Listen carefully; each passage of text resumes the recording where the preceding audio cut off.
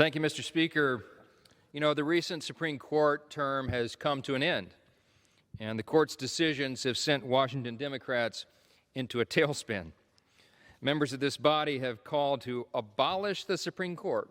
And by the way, some of those very same members have also called to expand the Supreme Court, so we're not really sure which one they're committed to. Just yesterday, members of this body were pretending to be handcuffed over their support for taxpayer-funded abortion on demand until birth.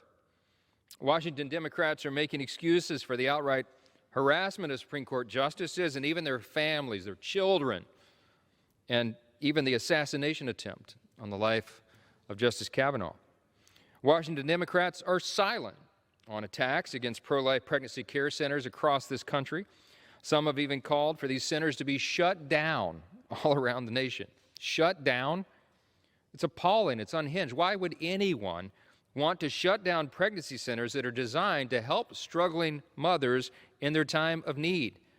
But, you know, that's where we are.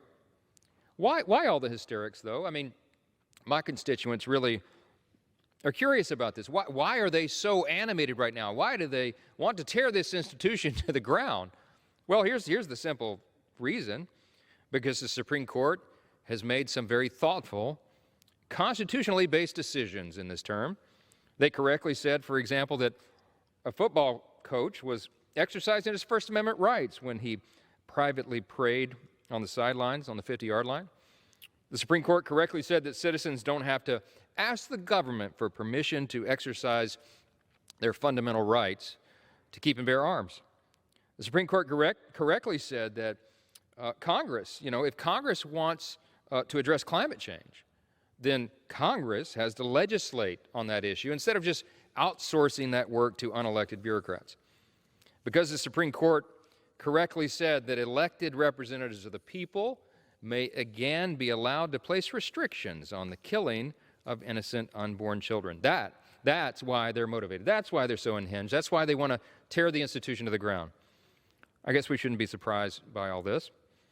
We are, after all, only a couple of months removed from Senator Schumer's infamous, dangerous, unhinged rant on the steps of the Supreme Court itself, where he said, he called out Justices Gorsuch and Kavanaugh by name, and he said, hey, we're going to release the whirlwind on you. Well, it happened, and it's clear what is happening here.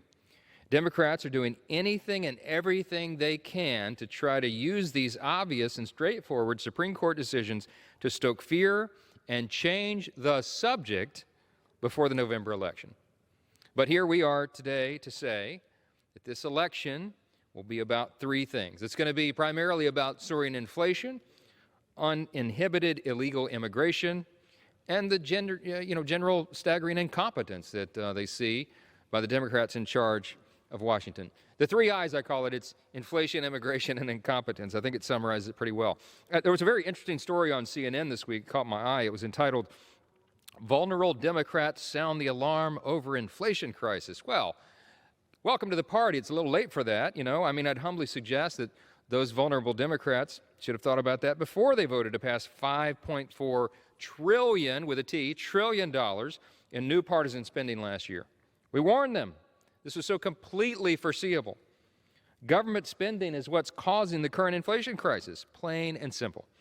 And now that the bill is coming due, these vulnerable Democrats are hoping the American people will just simply forget their vote. We don't intend to let that happen because the stakes are too high and the issue is too important. I thank my colleagues for joining us today to discuss the harm that the Democrat agenda has caused our country and our alternative conservative vision for how to fix all this. Mr. Speaker, I am delighted to yield first, among my many colleagues that will be joining me here in the hour, to the gentleman from Pennsylvania, knows a whole lot about the economy, Mr. Muser.